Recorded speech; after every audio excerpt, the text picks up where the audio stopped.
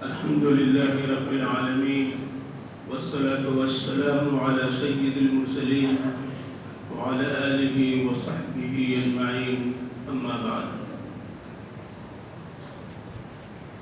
قال الله عز وجل في القرآن المجيد والفرقان الحميد: أعوذ بالله من الشيطان الرجيم. بسم الله الرحمن الرحيم. وقضينا إلى بني إسرائيل في الكتاب لتفسدن في الأرض مرتين ولتعلن علوا كبيرا. صدق الله العظيم. معزز حاضرین، قرآن پاک میں 114 صورتیں ہیں. ان میں ایک صورت جسے ہم بنی اسرائیل کہتے ہیں،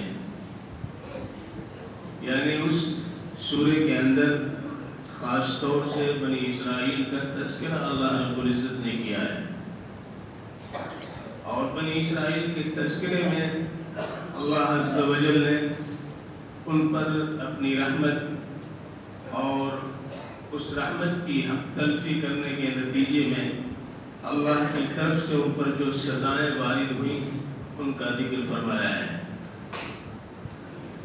اس سیاق میں اس کا ذکر آیا ہے کہ پہلی آیت میں اللہ کے رسول احمد مصطفیٰ محمد مصطفیٰ صلی اللہ علیہ وآلہ وسلم کو خرچ عادت کے طور پہ مسجد حرام سے مسجد اقصیٰ تک کے سفر کا تذکرہ ہے. راتوں رات اللہ رب العزت نے اپنے بندے محمد صلی اللہ علیہ وآلہ وسلم کو مسجد حرام سے اور مسجد اقصیٰ تک کا سفر براق کے ذریعے حضرت جبریل کی رہنمائی میں مکمل کیا. اللہ کے رسول صلی اللہ علیہ وسلم نے بیت المقدس میں سارے انبیاء علیہ السلام کی امامت کی، جو اس بات کا اعلان تھی کہ اب سیادت و قیادت بنی اسرائیل سے منتقل ہو کر کے بنو اسماعیل کے لیے اور خاص طور سے قریش کے لیے، اہل مکہ کے لیے، محمد الرسول اللہ کے لیے اور آپ کی امت کے لیے طے کی جا چکی ہے. لیکن اسی سیاق میں اس کا تذکرہ ضروری تھا جو اللہ رب العزت نے کیا.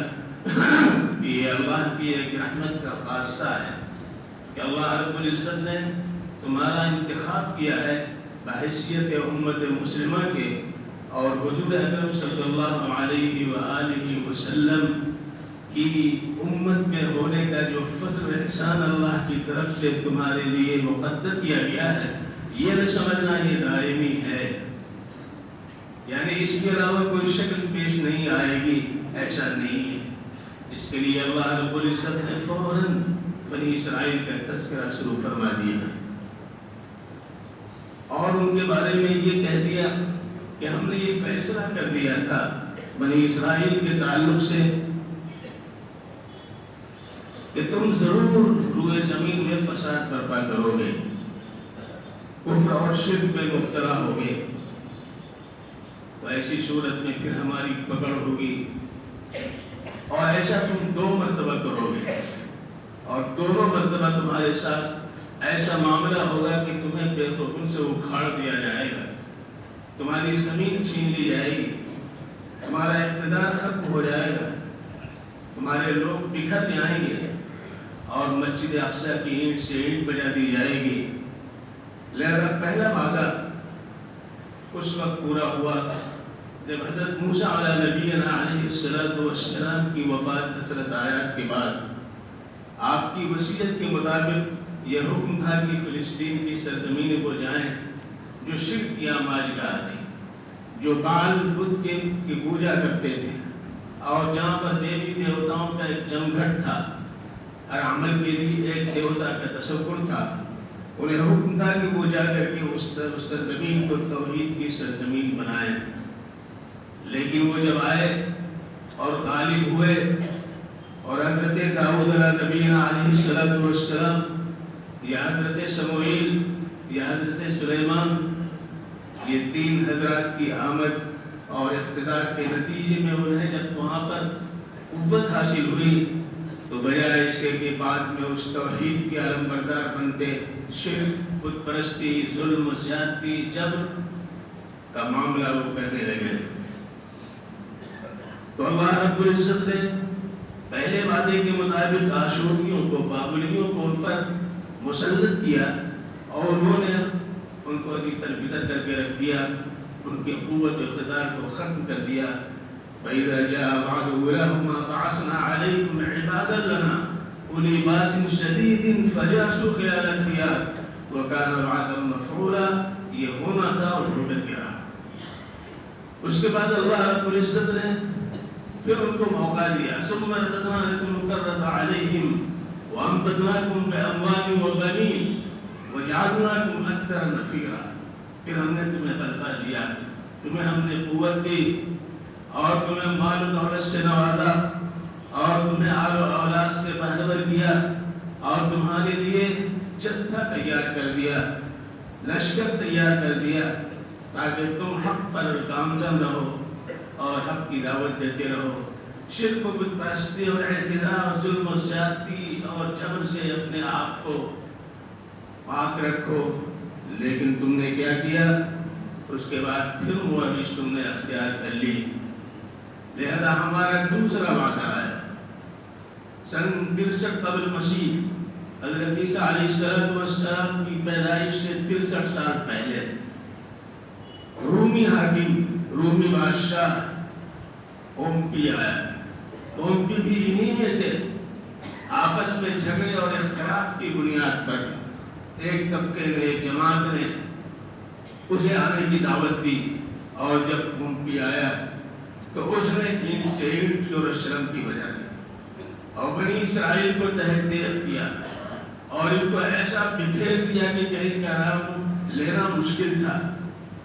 یہ دوسرا وعدہ تھا جو اللہ رب العزت کی طرف سے پورا ہو کر کے رہا۔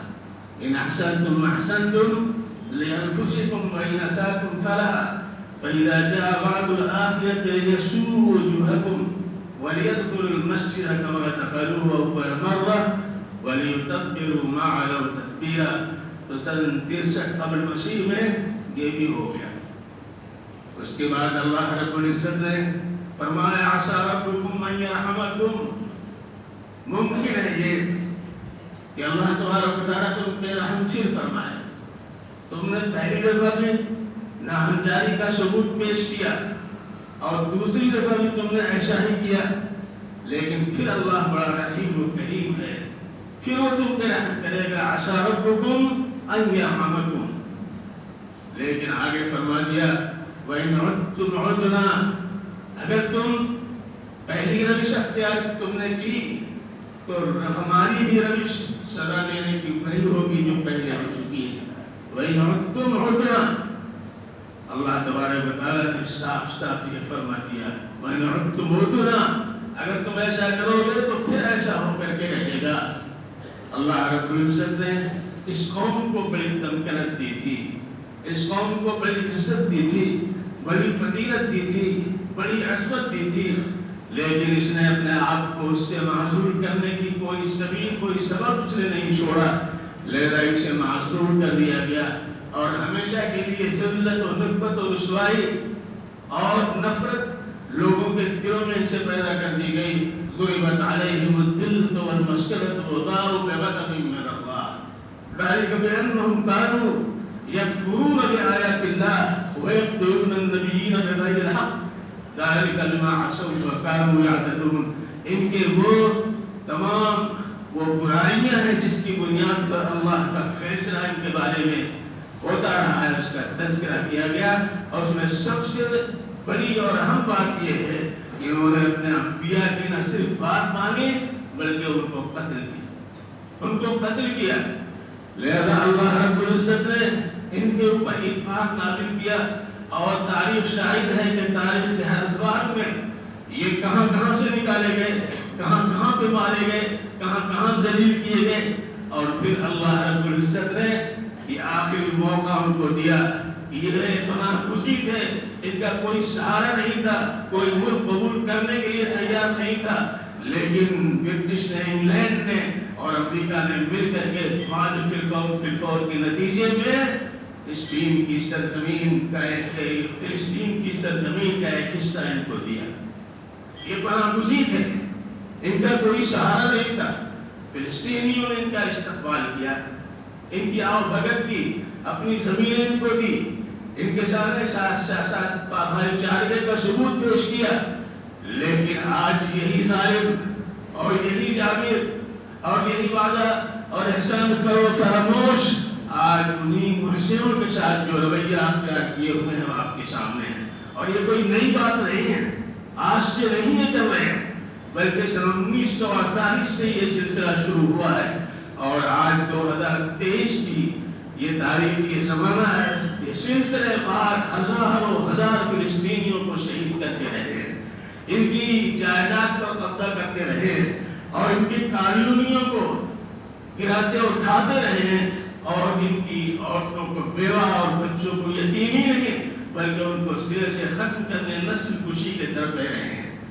آج جو صورتحال ہے وہ آپ کے سامنے ہے, لیکن یہ بھی ایک وعدہ ہے اللہ کی طرف سے کہ جینا بکم لطیفہ, ایک اور زمانہ آئے گا جب سب کو جمع کریں گے ایک جگہ, اور سب جب جمع ہو جائیں گے اور ان کی زیادتیاں بڑھ جائیں گی, ان کے حالات وہی ہو جائیں گے جیسے پہلی دفعہ اور دوسری دفعہ ہوا تھا, تو پھر ہمارا وعدہ آئے گا اور پھر ان کو اس طرح سے مارا جائے گا کہ جناب محمد رسول اللہ صلی اللہ علیہ وآلہ وسلم نے یہ پیشن گوئی فرمائی ہے, اور آپ کی پیشن گوئی حق ہے.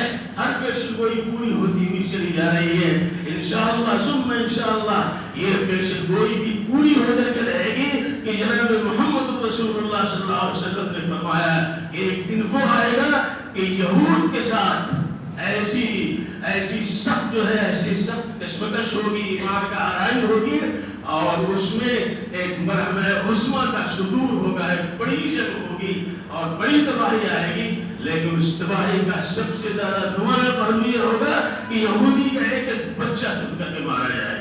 اگر یہودی کوئی پتھر کے پیچھے چھپا ہوا ہوگا, وہ پتھر بول پڑے گا, وہ پتھر کہہ پڑے گا, وہ پتھر شاہد و گواہ بن جائے گا کہ میرے پیچھے یہودی چھپا ہوا, اس کو بھی قتل کر دو.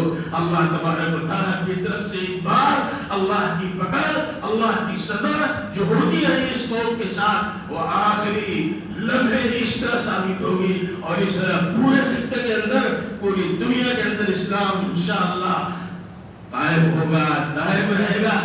اور یہ اسلام اس کے قیام کے لیے, کائنات کی بقا کے لیے, کائنات کی سرگرمیوں کو قائم رکھنے کے لیے, کائنات پر اسلام کی حکمرانی جب تک رہے گی اور جب تک مسلمان یہاں زندہ رہیں گے, انشاءاللہ ثم انشاءاللہ یہ کائنات باقی رہے گی. آپ وہ ہیں جس سے کائنات کا بقا اور اس کا استحکام ہے.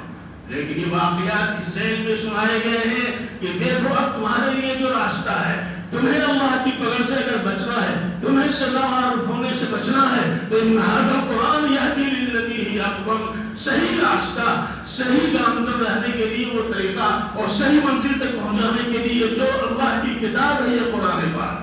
یہ سنانے کے بعد اللہ نے یہ بھی فرما دیا اور بشارت دی ایمان والوں کو, اور یہ کہا کہ اللہ رب العزت تمہیں اس پر گامزن فرمائے گا. لوگوں آؤ قرآن پاک کی طرف, لوگوں آؤ احکام الہی کی طرف, لوگوں آؤ طریقہ نبوی کی طرف, لوگوں آؤ سنت نبی کی طرف. اپنے آپ کو کھڑا کرو, اللہ تمہیں کھڑا کرے گا, تمہاری نسلوں کو لا کر کے کھڑا کرے گا, آنے والے زمانے کو لا کر کے کھڑا کرے گا, ساری دنیا کو لا کر کے کھڑا کرے گا. لیکن تم ایمان اور اسلام کے ساتھ قرآن کو لے کر کھڑے ہو جاؤ. اللہ ہم سب کو توفیق سے نوازے. وآخر دعوانا الحمدللہ.